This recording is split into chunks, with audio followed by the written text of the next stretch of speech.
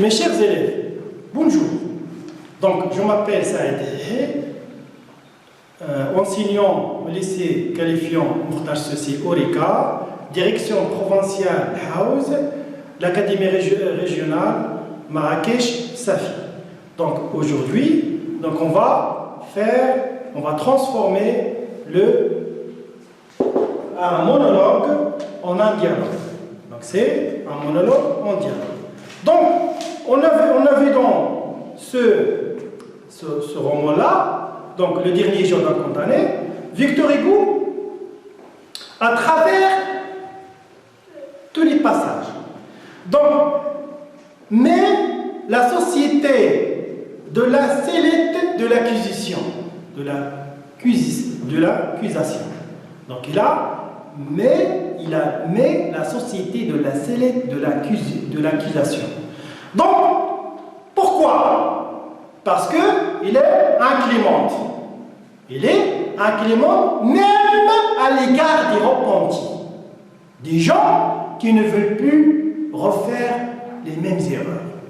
Donc, en liant un passeport jaune. Donc, on parle ici du frioche. Donc, le frioche n'a pas pu tailler sa place au sein de la société. Il ne peut pas, parce qu'il n'a pas les moyens. Donc, tout le monde le rejette. Donc, il est toujours traqué par son passé. On juge les gens, ont l'habitude de juger les gens à partir de leur passé. Donc, traqué par son passé, il est rejeté parce qu'il a fait la prison. Il a déjà passé par la prison. Donc, et personne n'est disposé à l'aider. Donc, personne ne veut l'aider à vivre honorablement. Donc, à gagner son pain dignement, malgré ses bonnes intentions. Je voulais être honnête. Il le dit lui-même. Je voulais être honnête avec mes 66 francs. Donc l'argent qu'il a économisé lorsqu'il était au bagne, donc il veut commencer sa vie. Il veut recommencer sa vie. Donc il veut changer, totalement changer. Donc la société s'avère dure, très dure. Belle recommandation, je cite. Un galérien, je faisais peur et les petits-enfants se sauvaient et l'enfermaient la porte. Quand on le voit, on ferme la porte parce que c'est quelqu'un qui fait peur aux gens. Donc, ici, c'est une sorte de réquisition inquisitoire contre la société de l'époque. Oui, maintenant, qu'est-ce que le frioche va faire après le refus de la société? Donc, quelle est la réaction du frioche? Tout simplement, il va se récidiver. Donc, il va faire les mêmes erreurs. La femme, ça veut dire la femme, a poussé le frioche à empoigner un pain. Il va manger quoi manger? Il a de la faim. Donc, qu'est-ce qu'il va faire? Donc, elle va voler de l'argent, du pain. Donc, il va faire la prison. Victor Hugo, la femme a poussé le frioche à empoigner un pain. Une autre fois, elle va faire la prison. Une autre fois, elle va faire la prison. Victor Hugo plaide en faveur de cette couche sociale victime de la clémence patente. Quelque chose qu'on trouve partout, patente. Donc, de la société qui essaie de l'éviter, abstraction faite de ses bonnes intentions.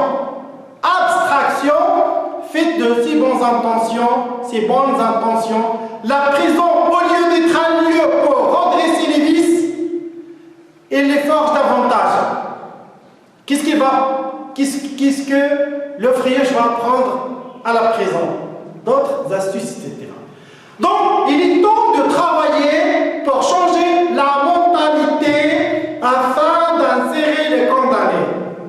Donc, pour Victor Hugo, donc il est temps de changer les méthodes pour l'insertion des condamnés dans la société.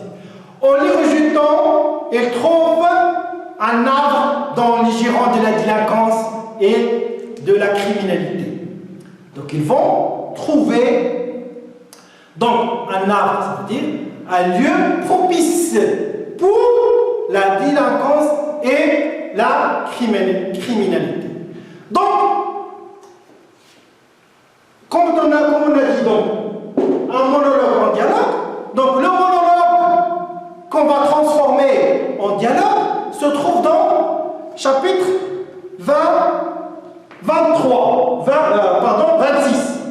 Donc, le sujet, c'est transformer en dialogue le monologue du chapitre 26 du dernier jour d'un condamné de Victor Hugo.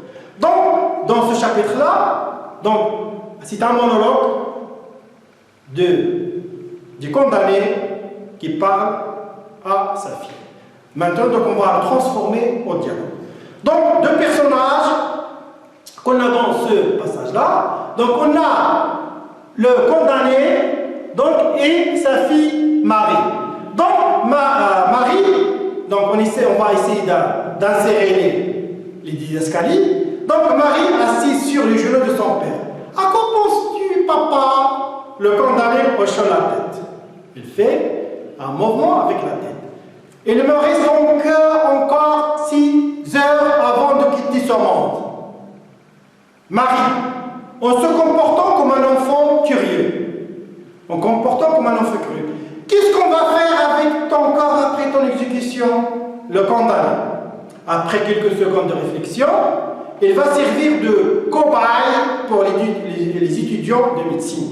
Ça veut dire il va être sujet des expériences donc pour les étudiants de la médecine.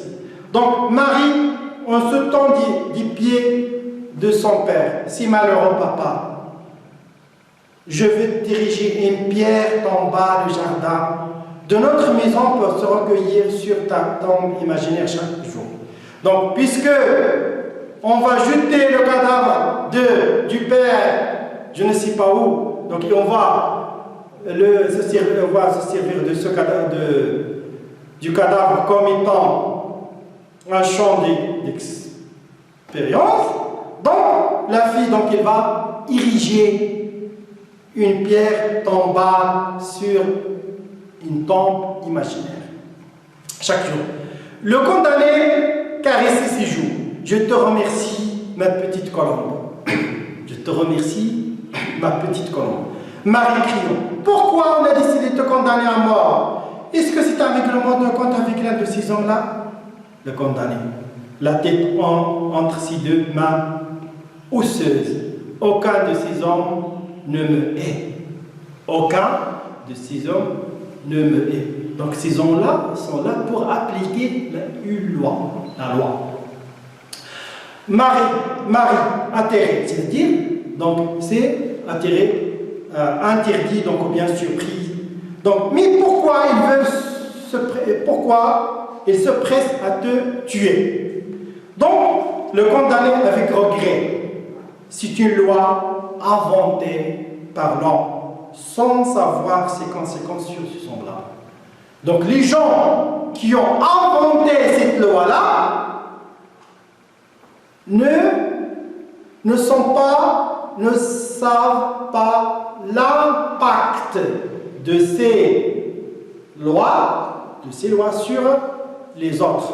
Oui, donc Marie, en frappant la terre avec ses pieds, qui va me faire sauter sur ses pieds chaque soir? Le condamné, ou l'assurant dans ses bras. C'est un signe de la tendresse et de l'amour.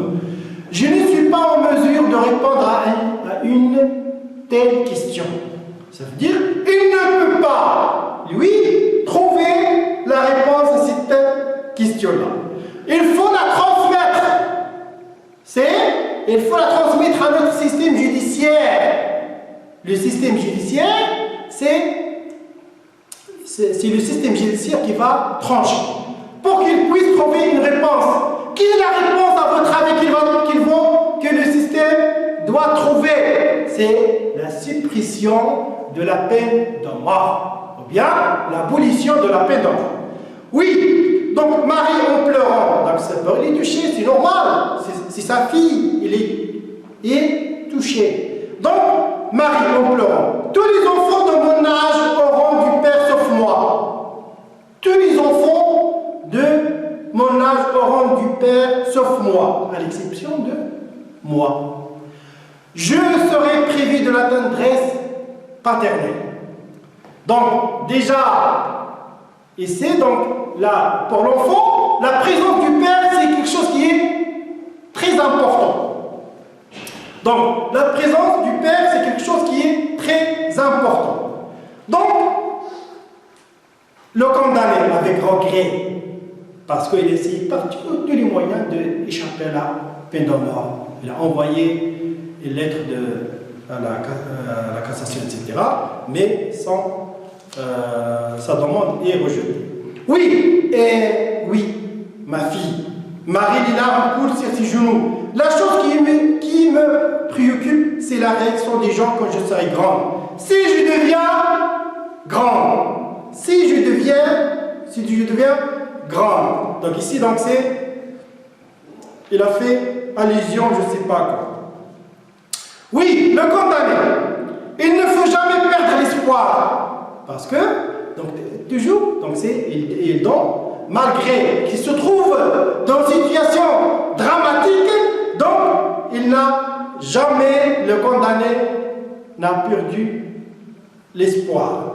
10 voix s'élèvent pour changer cette loi, il ne faut jamais perdre l'espoir. 10 voix, ça veut dire des gens qui essayent de changer cette loi-là, cette loi barbare. Je suis prêt à devenir un bouc émissaire du changement. Donc lui dit qu'il est prêt à devenir un bouc émissaire, donc pour changer cette situation-là. Marie, j'espère du fin fond de mon cœur que tu échappes à ce sort. Le condamné, c'est trop tard, mon ange. J'entends un bruit assourdissant dehors. Le peuple se hâte sur le quai pour trouver une place confortable pour se délecter de ma mort. Adieu, ma fille. Marie, papa, je ne veux pas te perdre de la sorte. Donc vous voyez comment la fille, donc vers la fin, donc il a crié, donc parce qu'il a besoin de son père. Marie, les regards fixés sur son père. J'espère du fin fond de mon cœur que tu échappes à ce sort. Le sort dont le père va que la fille souhaite échapper. Donc c'est la guillotine. Donc c'est la peine de mort. Donc le condamné, ses yeux nageant de les pleurs, donc parce que donc il sent qu'il va quitter ce monde-là. Il va laisser derrière lui donc sa fille, sa femme et sa mère. Donc c'est trop tard, mon ange. J'entends un bruit assourdissant dehors. Il entend le bruit. De quel bruit? De quel bruit le narrateur parle? Il parle du bruit donc des soldats ou bien des gens qui viennent pour l'amener à la place de la grève, là où il va être condamné à mort. Donc, c'est trop tard, mon ange. J'entends un bruit assourdissant dehors. Le peuple se hâte sur les quais pour trouver une place confortable. Donc, les gens à l'époque, donc pour eux, donc, la condamnation à mort, c'est une scène, c'est une pièce de théâtre qu'ils se délectent de voir. Le peuple se hâte sur les quais pour trouver une place confortable, pour se délecter de ma mort. Adieu, ma fille. Adieu, donc il sent que sa fin est arrivée. Marie en criant, papa, je ne veux pas te perdre de la sorte. La pauvre, il ne veut pas perdre son père. Donc il s'attache beaucoup à son père. Donc parce que le père, donc pour un enfant, représente la protection, représente l'assurance, représente tout. Donc c'est pour elle, donc c'est quelqu'un qui est très important dans sa vie, il ne peut pas le perdre de la sorte. Donc, après avoir transformé ce monologue en dialogue, donc on va s'entraîner cette fois-ci, donc on va essayer de transformer le monologue des condamnés à mort dans le chapitre qu'on a vu, le début du chapitre 23, lorsque donc il est surpris par le frioche qui vient pour occuper sa place. Donc la consigne, c'est transformer le monologue du condamné en dialogue. Donc le monologue, c'est en quelque sorte c'est un dialogue entre soi-même. C'est-à-dire, donc je parle, je pose des questions et je réponds, bien, etc. Donc, le condamné à mort. Le condamné, c'est le deuxième, c'est le frioche. Donc, il commence à poser des questions. Donc, à quoi penses-tu? À quoi penses-tu? Donc, parce que donc, on a vu tout au long de son emprisonnement, le condamné à mort est toujours travaillé par l'idée de la peine de mort. Il pense toujours à la mort. Donc, il n'arrive pas à fermer ses yeux. À chaque fois qu'il essaie d'échapper à cette idée-là, il est là. Donc, il le secoue. Donc, pour lui dire, je suis là. Donc, je suis là. À certains moments, donc, il a essayé d'écrire pour tromper et pour oublier la mort, mais il est toujours là à chaque fois, donc, qu'il essaie de lui échapper. À quoi penses-tu, le condamné, c'est-à-dire le frioche? Toutes les peines du monde, je le sens peser sur mes épaules. Donc pour lui, toutes les peines du monde sont pesées sur ses épaules. Donc, le frioche, pourquoi mon pote? Donc ça veut dire, donc, pour le frioche, qui a un homme de 55 ans, donc qui a passé par plusieurs étapes, donc se manque de la vie. Donc pour lui, donc c'est pareil, qu'il meurt, qu'il vit, donc c'est la même chose. La prison ou bien la rue, c'est la même chose. Parce que par sa façon de vivre, il se venge de la société. Il se venge de la société qui a fait de lui un personnage marginalisé. Parce que donc il a fait un grand effort donc, pour se débarrasser de son passé, mais toujours il est traqué par ce passé-là.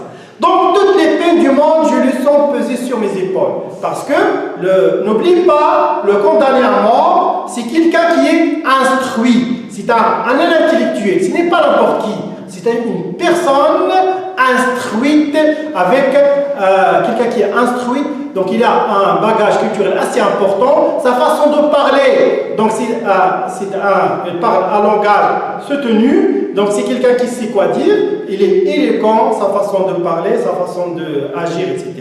Donc il n'est pas comme les autres. Même lorsque le frioche parle avec lui avec le langage argotique, on sent qu'il y a un décalage entre les deux. Donc il y a un décalage entre le niveau culturel du frioche qui est quelqu'un qui n'a aucune instruction, alors que le condamné à mort, c'est quelqu'un qui est une personne instruite. Toutes les peines du monde, je le sens peser sur mes épaules. Pourquoi mon pote? Même pote, c'est pour dire, au lieu de dire mon ami, donc il a dit mon pote, c'est un langage argotique. Le narrateur, je vais quitter ce monde. Donc il est sûr. Donc, je veux quitter ce monde en laissant derrière moi 3 orphelines. Il faut souligner 3 orphelines. Ces 3 orphelines-là, ce sont donc sa petite fille Marie, qui a à peine 3 ans. C'est une petite fille de 3 ans qui va perdre son père. Donc, 3 orphelines. Donc Marie, une fille de 3 ans, une femme, sa femme est malade, et une mère âgée de 64 ans.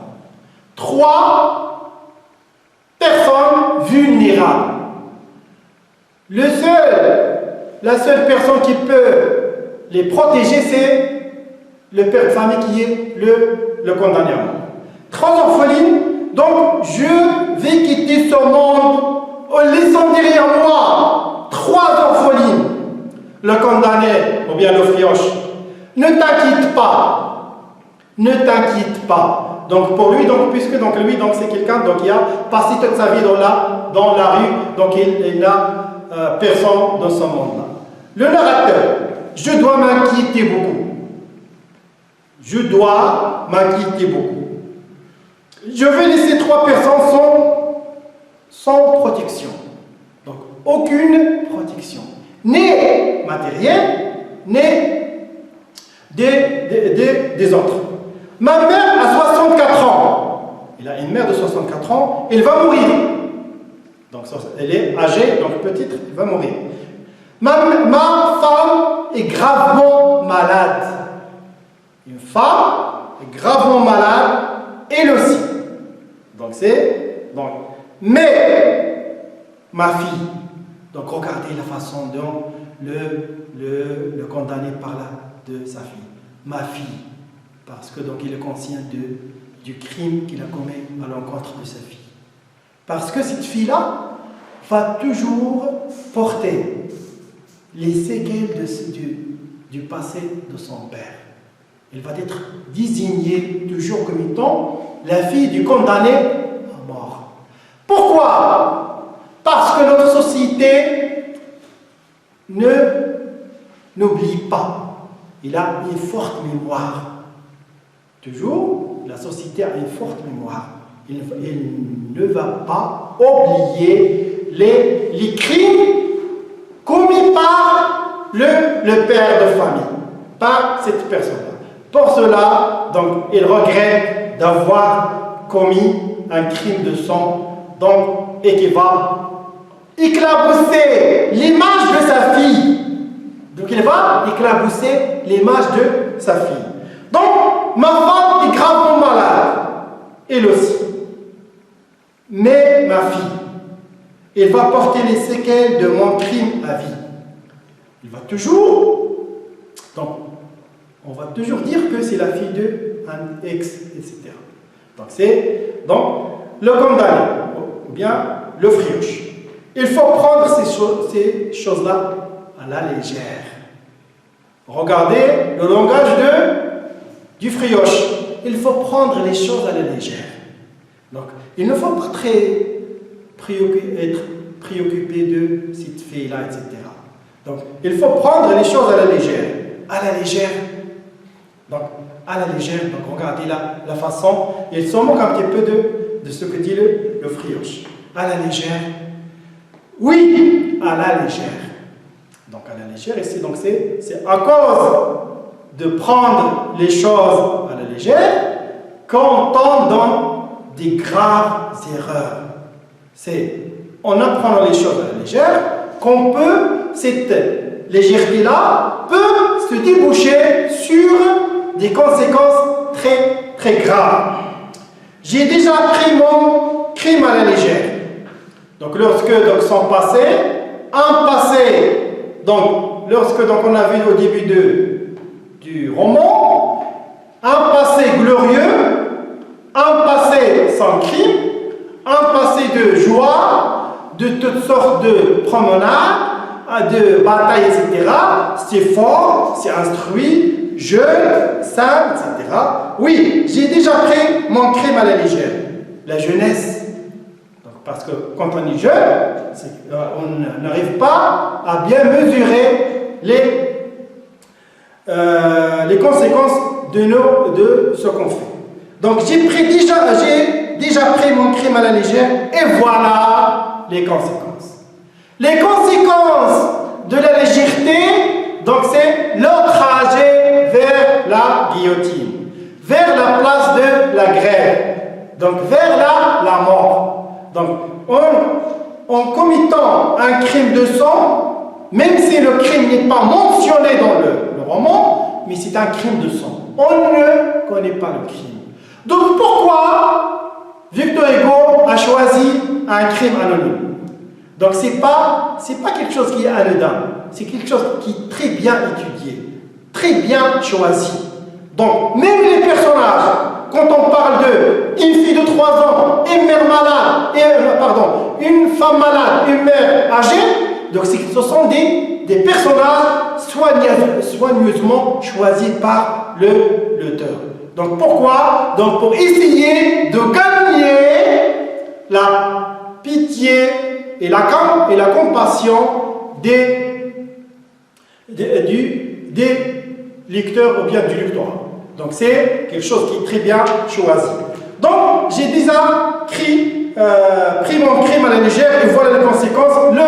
Le frioche. Ton nom sera inscrit dans les annales du ministère de la Justice. Donc pour lui, c'est une fierté d'être un condamné à mort. Donc toujours, voilà pourquoi donc Victor Hugo a toujours dit, donc quand on condamne quelqu'un à mort, on fait de lui un héros.